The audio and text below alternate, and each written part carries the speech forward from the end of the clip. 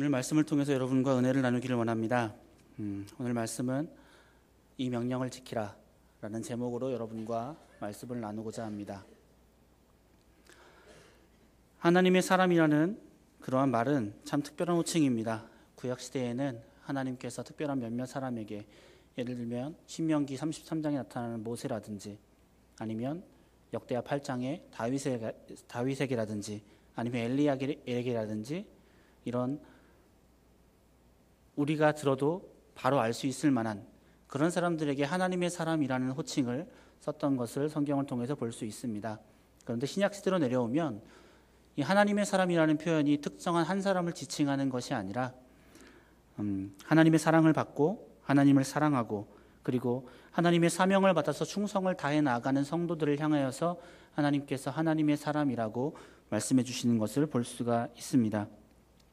베드로전서 2장 9절에 보면 오직 너희는 택하신 족속이요 왕 같은 제사장이요 거룩한 나라요 그의 소유된 백성이니 이는 너희를 어두운 데서 불러내어 그의 기이한 빛에 들어가게 하신 자의 아름다운 덕을 선전하게 하려 하심이라 라고 말씀하고 있습니다.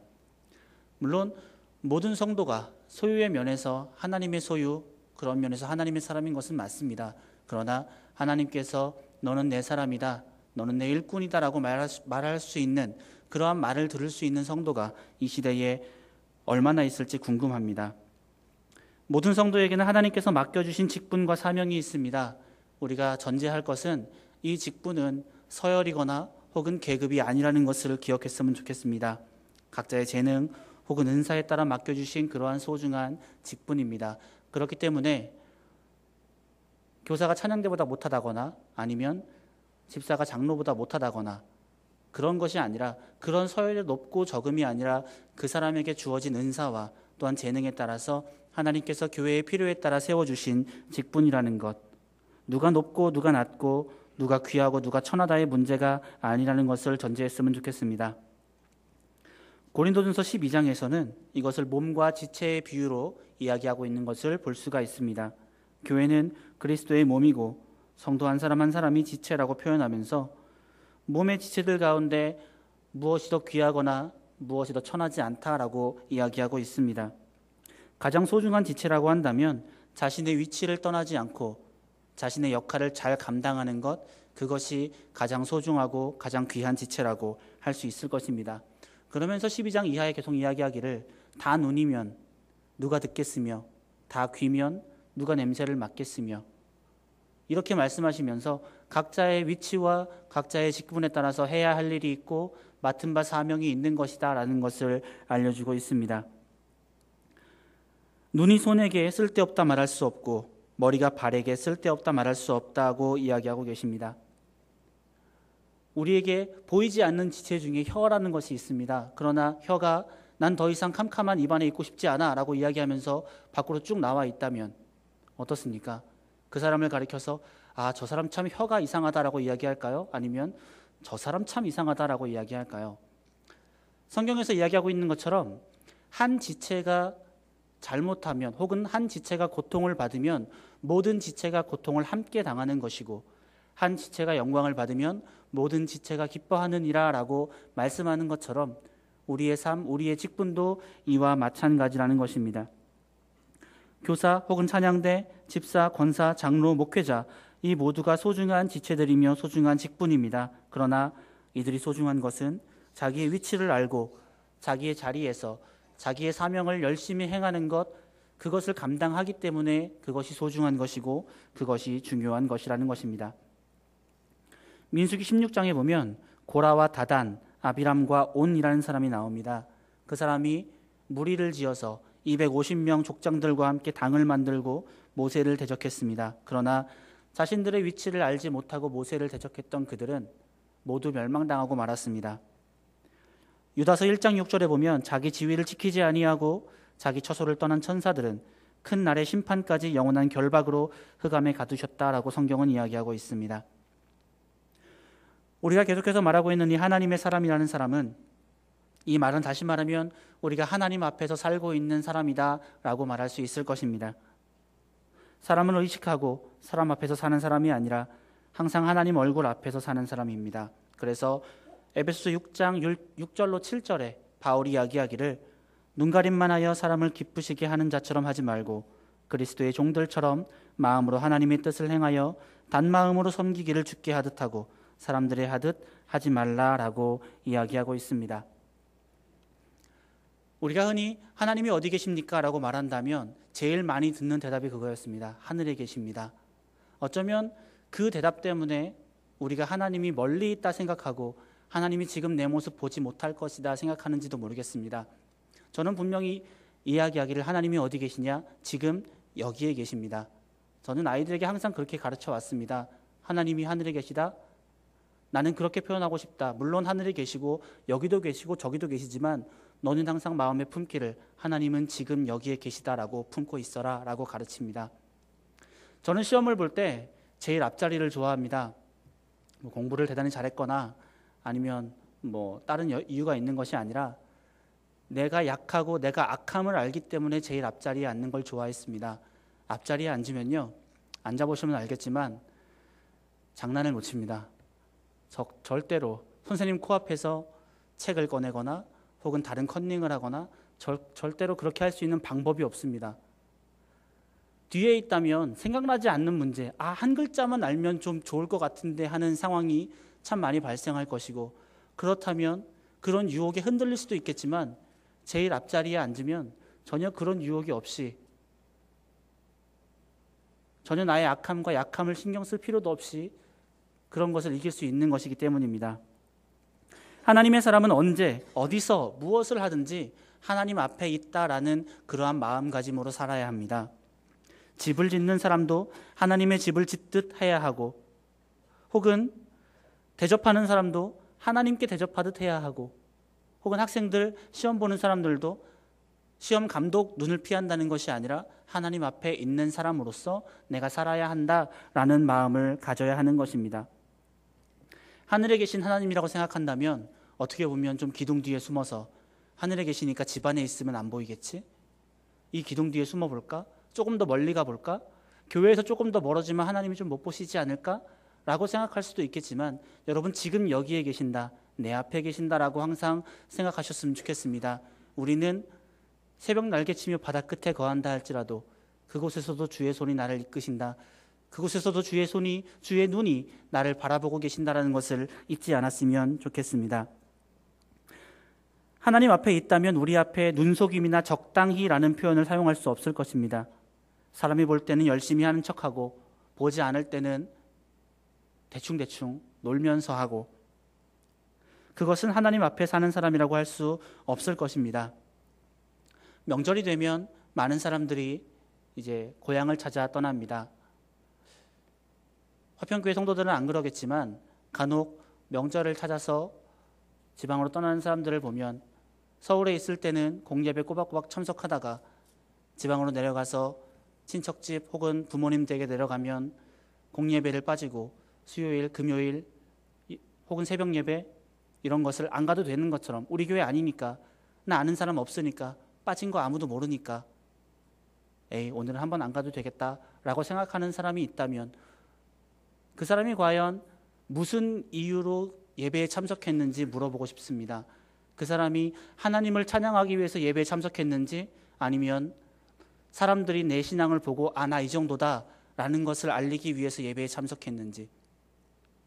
어떤 교회는 더러 그런 교회도 있다고 합니다.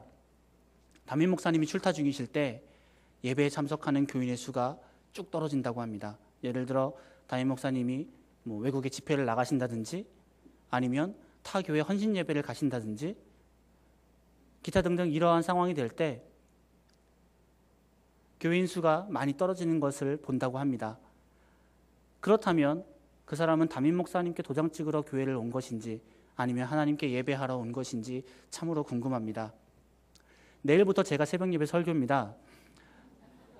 네, 목사님들 단체로 기도원 가십니다. 담임 목사님 안 가시겠지만 다들 오실 거죠? 네. 우리가 하나님께 예배하는 것이기 때문에, 우리가 하나님 앞에 있는 것이기 때문에 다른 사람의 눈을 사람이기 때문에 의식할 수도 있겠지만 그것보다는 먼저 우리가 하나님을 의식하고 하나님 앞에서 살아가는 것, 그것이 하나님의 사람이다라는 것입니다. 참으로 이 시대는 하나님의 사람이라고 말할 수 있는 사람이 점점 적어지고 있는 시대입니다. 그렇기 때문에 저 사람은 정말 하나님 앞에서 사는 사람이구나 라는 말을 해줄 수 있는 사람이 점점 더 그리워지는 것 같습니다. 하나님을 사랑하기 때문에 하나님께서 맡겨주신 사명을 소중하게 생각하고 그 사명을 위해서는 나의 피해도 혹은 나의 불이익도 기꺼이 감수할 수 있는 그러한 하나님의 사람이 있었으면 좋겠습니다. 항상 하나님 앞에 살고 있는 것처럼 누가 보든지 누가 보지 않든지 누가 알아주든지 혹은 알아주지 않든지 내 맡은 직분 묵묵히 감당하고 묵묵히 지켜내는 그러한 성도가 됐으면 좋겠습니다. 어제 어떤 집사님과 잠깐 이야기를 나눈 적이 있습니다. 그분과 이야기를 하면서 주요한 내용은 그거였습니다. 교회 일이 꼭 집안일 같다라고 이야기하면서 남자분들은 동의하지 못하시겠지만 많은 여자분들은 동의할 거라고 생각합니다. 집안일 어떻습니까? 하면 티가 나나요? 티가 안 나죠. 안 하면요? 티가 납니다. 주의 일이 그렇다는 겁니다. 우리가 직분 맡은 것이 열심히 일한다고 해서 뭔가 막 티가 나고 열심히 하는 것 같고 그렇진 않습니다.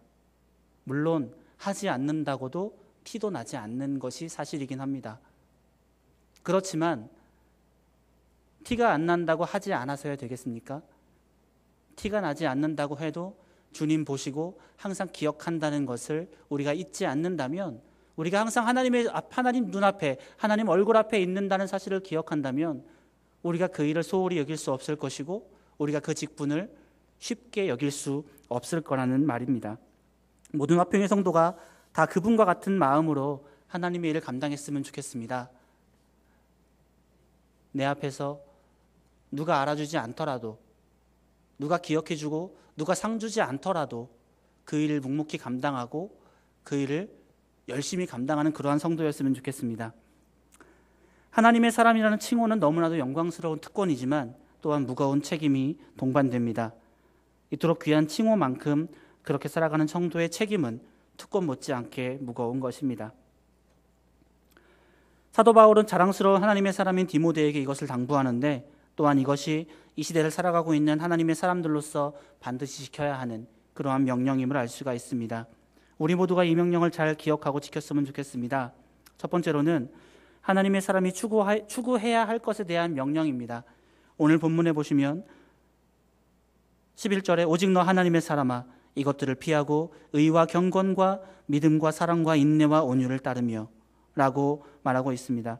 여기서 이것들이라는 것은 4절부터 10절 혹은 3절부터 10절에 나오는 내용들을 말하고 있는 것입니다. 먼저 말씀에 대한 교만을 피해야 합니다. 아는 것도 없이 다 안다고 하면서 바른 교훈에 집중하지 못하고 변론하기 좋아하고 언쟁하기 좋아하는 사람이 되어서는 안 됩니다. 이러한 사람은 마음이 부패해지고 진리를 잃어버리게 되고 쉽게 다툼만 일삼는 사람이 되고 맙니다.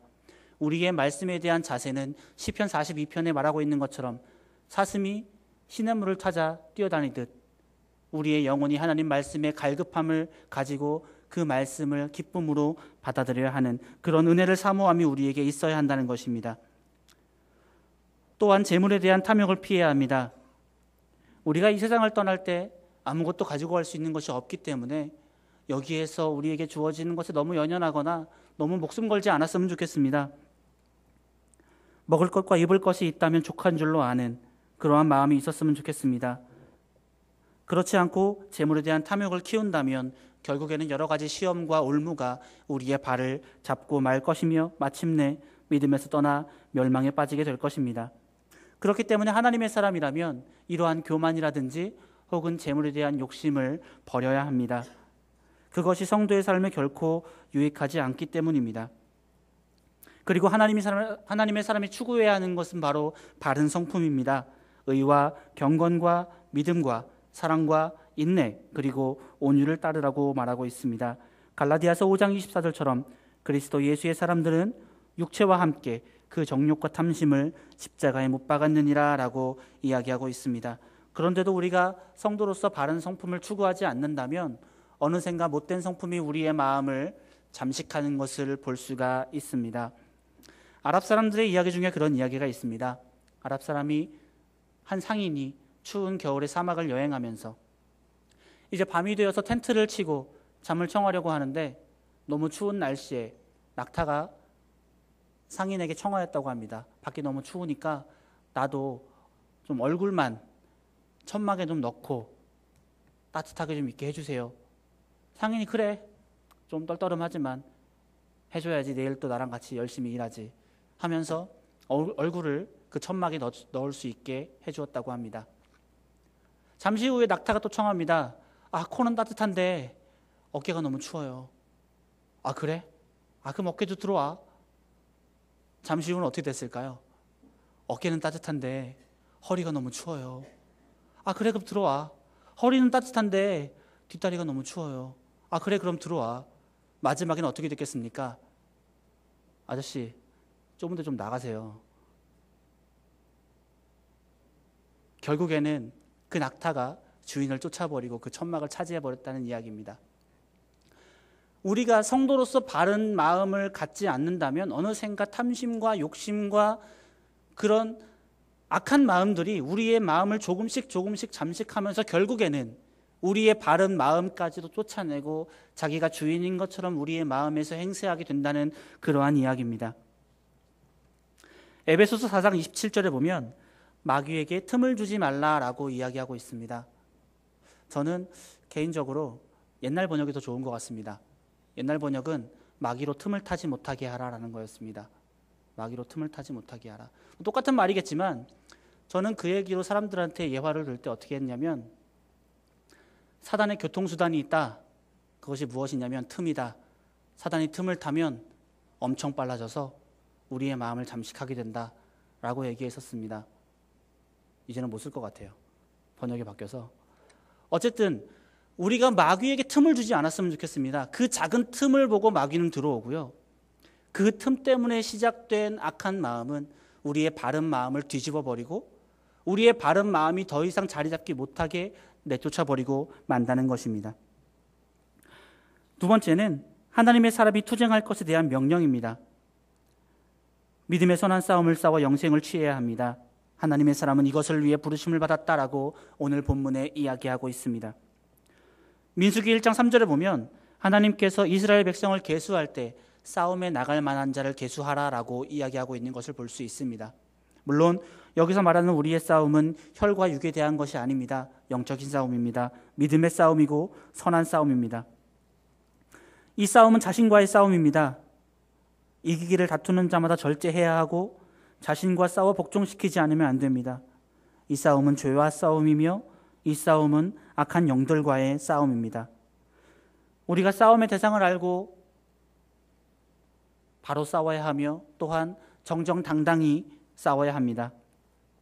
감정으로 싸우고 탐욕으로 싸우고 거짓으로 싸운다면 승리할 수 없을 뿐만 아니라 승리한다 할지라도 하나님께서 기뻐하시는 일이 아닐 것입니다.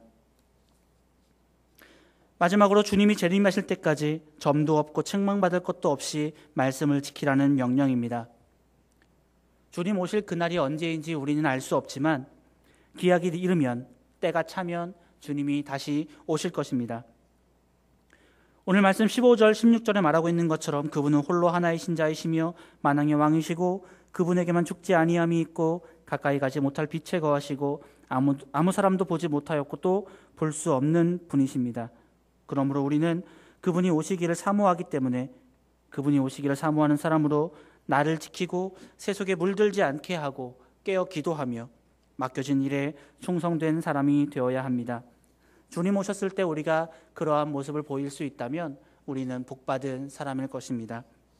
하지만 하나님의 사람으로서 세상 재물에 눈이 어두워져서 탐욕을 따라가고 죄와 안일에 나의 몸을 맡기고 산다면 오히려 주님 오실 때 부끄러운 사람으로 그 앞에 서고 말 것입니다. 이 시대에 하나님의 사람이 참으로 그립습니다. 그리고 하나님의 사람이 점점 적어지고 있는 것이 안타깝습니다. 우리 스스로가 하나님의 사람임을 기억했으면 좋겠고, 이 명령을 지키라, 너희는 이것들을 피하고 이 명령을 따르라 라고 말씀하시는 하나님의 말씀에 귀 기울였으면 좋겠습니다. 2013년 화평교회를 섬길 구역장 수많은 분들이 오늘 임명되었습니다. 그러나 여러분 기억할 것은 반장 구역장만 하나님의 사람이 아니라 여러분 모두가 하나님의 사람입니다. 반장 구역장만 2013년 열심히 해야 되는 것이 아니라 여러분 모두가 2013년 주를 위해 열심히 살아야 하는 하나님의 사람임을 기억했으면 좋겠습니다. 모든 구역원이 하나님을 기쁘시게 하는 일에 힘써야 합니다. 서로 사랑으로 돌아보아 선행하고 교회에 덕을 세우고 하나님 앞에 살아가는 그러한 성도가 되었으면 좋겠습니다. 30여 년 목회하신 아버지께서 연말쯤 되면 이쯤 되면 하시는 말씀이 있으십니다. 구역만 누가 대신 짜주면 목회 참 할만한데. 공감하시나요? 1구역 짜놓으면 2구역에서 불평합니다. 왜 이 사람 빼갔어요? 2구역 짜놓으면 3구역에서 왜 우리는 이렇게 주셨어요? 3구역에서 또 4구역 넘어가면 또 다른 얘기, 또 다른 얘기. 구역을 잘 짜놨으면 또 이야기합니다. 왜 우리 구역장은 이분이에요? 하지만 내 마음에 딱 맞는 구역이 될 수도 있고 그렇지 않을 수도 있습니다. 하지만 우리가 기억할 것은 2013년 준비된 구역의 한 지체로서 우리의 책임과 의무를 다했으면 좋겠습니다. 한 사람이 각자 맡은 위치가 다르고 각자 주어진 임무가 다르기 때문에 나와는 조금 다를 수 있지만 그가 틀리지 않았다면 그와 함께 감사함으로 2013년 우리 화평교회를 잘 섬겼으면 좋겠습니다. 교만을 피하고 탐욕을 피하고 의와 경건과 사랑과 인내와 온유를 따랐으면 좋겠습니다. 그것이 하나님의 사람으로서 따라야 하는 명령이고 우리가 하나님 앞에서 살아감에 있어서 가져야 하는 삶의 자세입니다. 우리 주 예수 그리스도께서 나타나실 때까지 흠도 없고 책망받을 것도 없이 이 명령을 지켜 나아가는 그러한 화평의 모든 가족이 되었으면 좋겠습니다. 기도하겠습니다. 하나님 감사합니다. 하나님께서 우리를 부르시고 또한